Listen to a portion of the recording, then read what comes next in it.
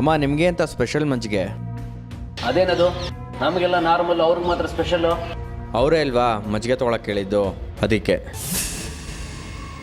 ಮಜ್ಜಿಗೆ ಕುಡಿಯೋದ್ರಿಂದ ಹೇಗಮ್ಮ ಸಾಯ್ತಾರೆ? ಮದ್ದು ಹಾಕ ಕೇಳಿದ್ದೀನಿ ಮಜ್ಜಿಗೆಗೆ,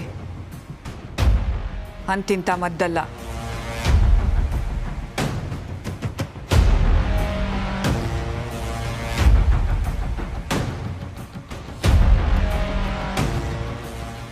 ಶರ್ಮಿಳಾ, ನಡಿ ಹೋಗೋಣ.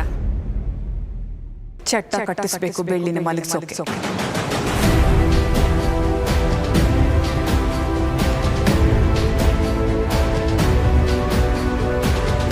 ಮಾವ ಬನ್ನಿ, ದೇವ್ರ ದರ್ಶನ ಮಾಡ್ಕೊಂಡು ಬರೋಣ. ಷಣ್ಮುಖಣ್ಣ ಬನ್ನಿ.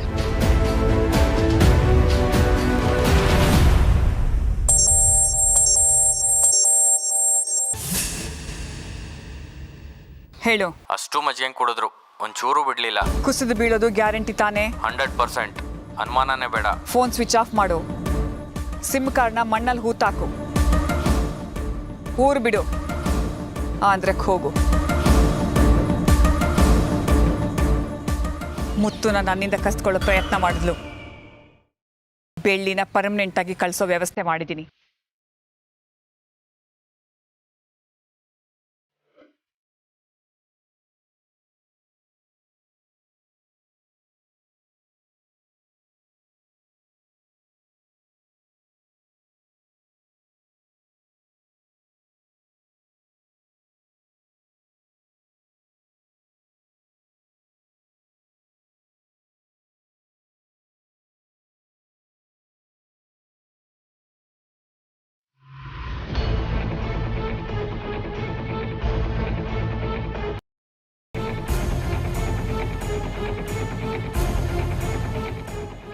ದೇವಸ್ಥಾನಕ್ಕೆ ಬಂದರೆ ಏನೋ ಒಂಥರ ನೆಮ್ಮದಿ, ಮನಸ್ಸಲ್ಲಿರೋ ಭಾರ ಎಲ್ಲ ಕಮ್ಮಿ ಆಗುತ್ತಲ್ಲ. ಮತ್ತು ದೇವ್ರ ಮಹಿಮೆನೇ ಹಾಗೆ ಅಲ್ವಾ ಬೆಳಿ?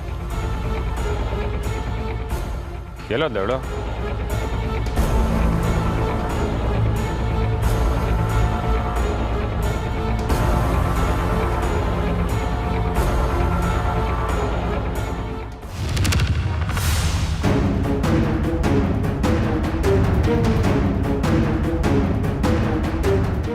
ಬೆಳಿ ಬೆಳಿ ಬೆಳಿ ಬೆಳಿ ಬೆಳಿಗ್ಗೆ ಏನಾಯ್ತು? ಬೆಳಿ ಬೆಳಿ ಬೆಳಿ ಕಣ್ಬಿಡು. ಬೆಳಿ ಮುದ್ದು, ಏನಾಯ್ತು ಮುದ್ದು? ಬೆಳಿ ಯಾಕೆ ಬೆಳಿ ಸುಸ್ತಾಗ್ತಿದ್ಯಾ? ಮುದ್ದು, ಪೂಜೆಗೋಸ್ಕರ ಬೆಳಗ್ಗೆಯಿಂದ ಉಪವಾಸ ಇಲ್ಲ, ಅದಕ್ಕೆ ಸುಸ್ತಾಗ್ತಿದೆ ಅನ್ಸುತ್ತೆ. ನಾನು ಹೋಗಿ ಏನಾದ್ರು ತಿನ್ನಕ್ಕೆ ತರ್ತೀನಿ. ಬೆಳಿ ಯಾಕೆ ಬೆಳಿ ಸುಸ್ತಾಗ್ತಿದ್ಯಾ? ಎದ್ದೇಳು ಬೆಳಿ. ಯಾಕೆ ಬೆಳಿ ಏನಾಗ್ತಿದೆ? ಮುದ್ದು ಮಾಡಿದ್ದು ತಿನ್ಸು. ಬೆಳಿ ಬೆಳಿ ತಗೋತೀನಿ. ಬೇಡ. ಈಗ ನೀನು ಉಪವಾಸ ಎಲ್ಲ ಬಿಟ್ಟಾಕು. ಮೊದಲು ನೀವು ಹುಷಾರಾಗಬೇಕಲ್ವಾ? ಹುಷಾರಾಗಿದ್ರೆ ತಾನೇ ಪೂಜೆ ಪೂರೈಸೋದಕ್ಕಾಗೋದು. ತಗೋತೀನಿ. ತಿನ್ನು ಬೆಳಿ. ನನ್ನ ಮಾತು ಕೇಳು ಬೆಳಿ, ತಗೋತೀನಿ.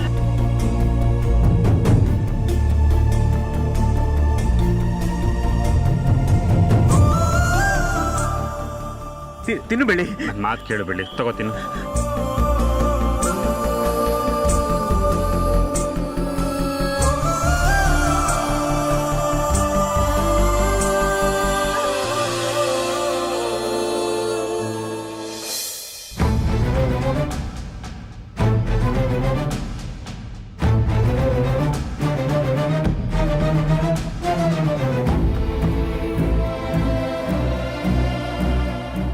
ಪೂರ್ತಿ ಮಾಡಿಬಿಡು ಬೆಳಿ.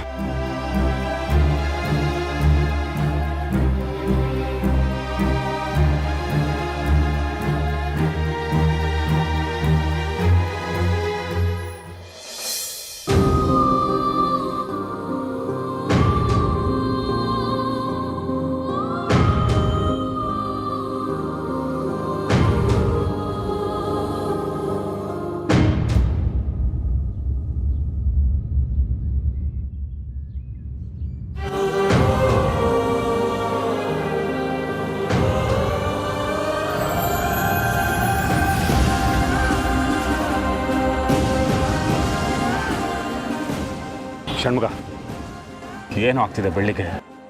ದೇವಸ್ಥಾನಕ್ಕೆ ಬರೋದಕ್ಕಿಂತ ಮುಂಚೆ ಚೆನ್ನಾಗೇ ಇದ್ಲು. ಇವಾಗ ಯಾಕೆ ಹೀಗಾಗ್ತಿದೆ? ಅದಕ್ಕೆ ಕಾರಣ ಇದೆ.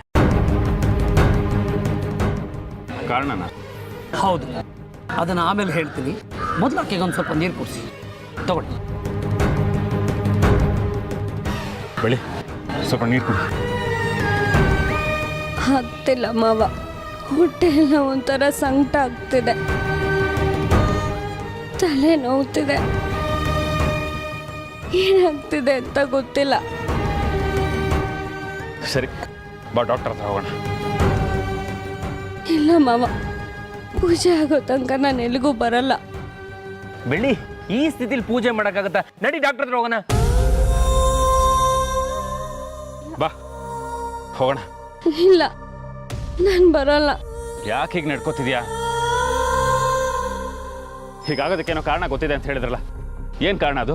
ನೀವಿಲ್ಲಿ ಬಂದ ತಕ್ಷಣ ಇಲ್ಲಿ ಅಕ್ಕಪಕ್ಕ ಗೊತ್ತಿಲ್ದಿರೋ 3ನೇವರು ಕೊಟ್ಟಿದ್ದ ನೀರು, ಮಜ್ಜಿಗೆ, ಪಾನಕ ಆ ಥರದ್ದು ಏನಾದರೂ ಕುಡಿದ್ರ? ಸಾರ್, ಮಜ್ಜಿಗೆ ಸಾರ್. ಅಮ್ಮ, ನಿಮಗೆ ಅಂತ ಸ್ಪೆಷಲ್ ಮಜ್ಜಿಗೆ. ಹೌದು, ದೇವಸ್ಥಾನದ ಒಳಗೆ ಬರಕ್ಕೆ ಮುಂಚೆ ಒಬ್ಬ ಮಜ್ಜಿಗೆ ಮಾರ್ತಾ ಇದ್ದ, ಅದನ್ನ ಎಲ್ಲರೂ ಕುಡಿದ್ವಿ. ಯಾಕೆ, ಏನಾದರೂ ತಪ್ಪಾಯ್ತಾ? ಬರೀ ತಪ್ಪಲ್ಲ, ಮಹಾಪರಾಧ ಆಗೋಗಿದೆ. ನೀವು ಅವ್ರು ಕೊಟ್ಟಿದ್ದ ಮಜ್ಜಿಗೆನ ಕುಡಿಬಾರ್ದಾಗಿತ್ತು. ಯಾಕೆ? ಆ ಮಜ್ಜಿಗೆಯಲ್ಲಿ ಅವನು ಮದ್ದಾಗಿ ಕೊಟ್ಟಿದ್ದಾನೆ. ಮದ್ದ? ಹೌದು, ಆ ಮದ್ದಿಂದ ಸುಸ್ತಾಗುತ್ತೆ, ಪ್ರಜ್ಞೆ ತಪ್ಪುತ್ತೆ, ನಿಧಾನವಾಗಿ ಉಸಿರು ಕಟ್ಟುತ್ತೆ.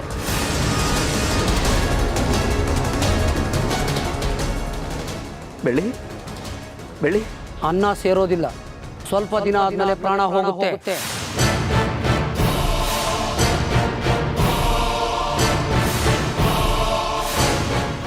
ಏನು ಹೇಳ್ತಿದ್ದೀರಾ ನೀವು? ಹೌದು, ಇವ್ರಿಗೆ ಹಾಕಿರೋ ಮದ್ದು ಅಂತಿಂತ ಮದ್ದಲ್ಲ. ಬೆಳ್ಳಿಯವರು ಆದಷ್ಟು ಬೇಗ ಗುಣ ಆಗಬೇಕು, ಇಲ್ಲ ಅಂದರೆ ಇವರು ತಿನ್ನೋ ಅನ್ನ ಅವರಿಗೆ ಹುಳುಗಳ ಥರ ಕಾಣಿಸುತ್ತೆ. ಒಂದು ಹುಳು ಅನ್ನ ಸೇರಲ್ಲ, ಮೈಯಲ್ಲಿರೋ ಶಕ್ತಿ ಎಲ್ಲ 3 ದಿನಕ್ಕೆ ಕ್ಷೀಣಿಸ್ತಾ ಹೋಗುತ್ತೆ. 6ನೇ ದಿನಕ್ಕೆ ಸುಸ್ತಾಗುತ್ತೆ, ಪ್ರಜ್ಞೆ ಇರಲ್ಲ, ಏನು ನಡೀತಾ ಇದೆ ಅಂತ ನೋಡೋಕ್ಕಾಗಲ್ಲ.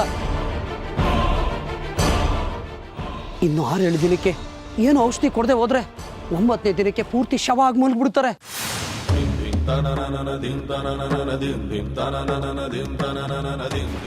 ಆಮೇಲೆ ನೀವು ಯಾವ ಆಸ್ಪತ್ರೆಗೆ ತೋರಿಸಿದ್ರು ಏನು ಪ್ರಯೋಜನ ಆಗೋದಿಲ್ಲ, ಎಷ್ಟೇ ಔಷಧಿ ಕೊಡಿಸಿದ್ರು ಏನು ಉಪಯೋಗಕ್ಕೆ ಬರೋದಿಲ್ಲ. 11ನೇ ದಿನಕ್ಕೆ ಇವರು ಪ್ರಾಣ ಪಕ್ಷಿ ಹಾರಿ ಹೋಗುತ್ತೆ. ಇದನ್ನು ತಪ್ಪಿಸೋದಕ್ಕೆ ಯಾರಿಂದನೂ ಸಾಧ್ಯ ಇಲ್ಲ.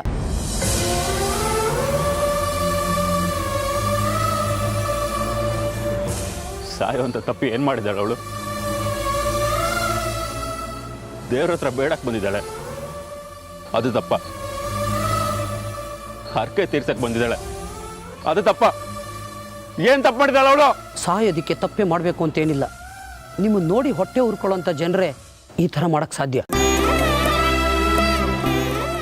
ಅವ್ರು ಯಾರು ಅಂತಾನೆ ನಮಗೆ ಗೊತ್ತಿಲ್ಲ, ಮತ್ತೆ ಮದ್ದಾಗಿ ಸಾಯ್ಸಕ್ಕೆ ಯಾಕೆ ನೋಡ್ತಾರೆ? ನಿಮಗೆ ಮಜ್ಜಿಗೆ ಕೊಟ್ಟಂಥ ವ್ಯಕ್ತಿಗೆ ಇದು ಅಭ್ಯಾಸ ಆಗೋಗಿದೆ. ಅವನು ವಾರದಲ್ಲಿ 3-4 ಜನಕ್ಕೆ ಈ ಥರ ಮದ್ದು ಹಾಕಲಿಲ್ಲ ಅಂದರೆ ಅವನಿಗೆ ಸಮಸ್ಯೆಗಳು ಶುರುವಾಗ್ತಾ ಹೋಗ್ತವೆ. ರಕ್ತ ಕಾರ್ಕೊಂಡು ಸಾಯೋಂಥ ಪರಿಸ್ಥಿತಿ ಬರುತ್ತೆ ಅವನಿಗೆ. ಅದಕ್ಕೆ ಅಂತ ಮುಗ್ಧರು ಪ್ರಾಣ ಜೊತೆ ಆಟಾಡೋದ? ಮನುಷ್ಯನೇ ಕೊಲ್ಲೋ ಮಟ್ಟಕ್ಕೆ ಬಂದಿದ್ದಾನೆ ಅಂದರೆ ಎಂಥ ಸಮಾಜದಲ್ಲಿ ಬದುಕ್ತಾ ಇದ್ದೀವಿ ನಾವು? ನೀವು ತಪ್ಪು ತಿಳ್ಕೊಂಡಿಲ್ಲ, ಅವನೆಲ್ಲರಿಗೂ ಈ ಥರ ಮದ್ದು ಹಾಕೋದಿಲ್ಲ.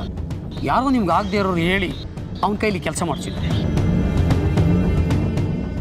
ಈ ಊರಲ್ಲಿ ನಮಗೆ ಆಗದೆ ಇರೋರು ಯಾರೋ ಇದ್ದಾರೆ. ಈ ಊರಲ್ಲೇ ಇರ್ಬೇಕಂತ ಏನಿಲ್ಲ ಮುತ್ತು, ನಮಗೆ ಹತ್ರ ಇರೋರು ಅದನ್ನ ಮಾಡ್ತಿರ್ಬೋದು. ಅಂದ್ರೆ ಏನೇನು ಮಾತಿನ ಅರ್ಥ? ಸ್ವಲ್ಪ ಹೊತ್ತಿಗೆ ಮುಂಚೆ ಬಂದೋದ್ರಲ್ಲ ನಿಮ್ಮ ಚಿಕ್ಕಮ್ಮ, ಅವ್ರಾಗ ಹೇಳ್ಸಿ ಮದ್ದಾಕ್ಸಿರ್ಬಾರ್ದು.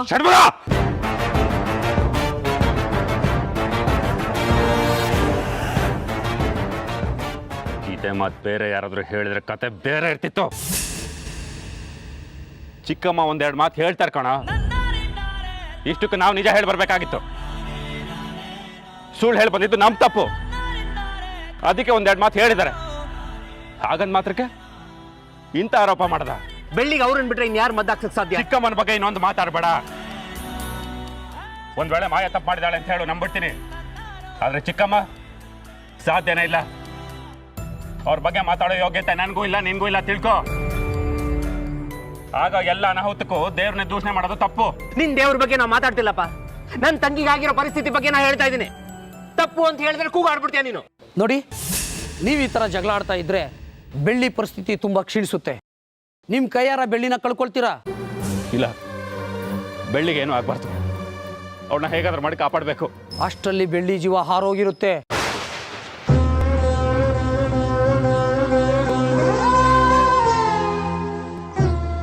ಬೆಳಿ ಬೆಳಿ ಬೆಳಿ ಮುತ್ತು, ನೀಲಮರಿ ಅಮ್ಮನ ಬಗ್ಗೆ ಮಾತಾಡಿದ್ದು ತಪ್ಪಾಯ್ತೇನೋ? ಏನೋ ಟೆನ್ಷನ್ ಅಲ್ಲಿ ಮಾತಾಡ್ಬಿಟ್ಟೆ.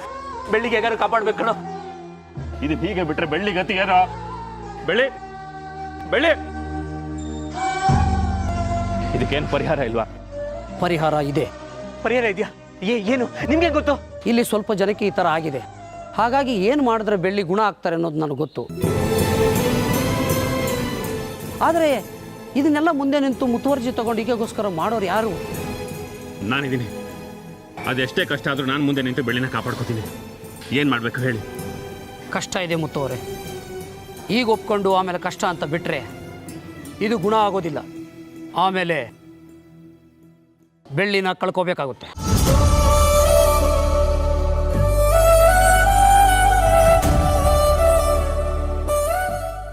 ಇಲ್ಲ, ನಾನು ಪ್ರಾಣ ಕೊಟ್ಟಾದ್ರೂ ಸರಿ, ನಾನು ನನ್ನ ಬೆಳ್ಳಿನ ಕಾಪಾಡ್ಕೋತೀನಿ.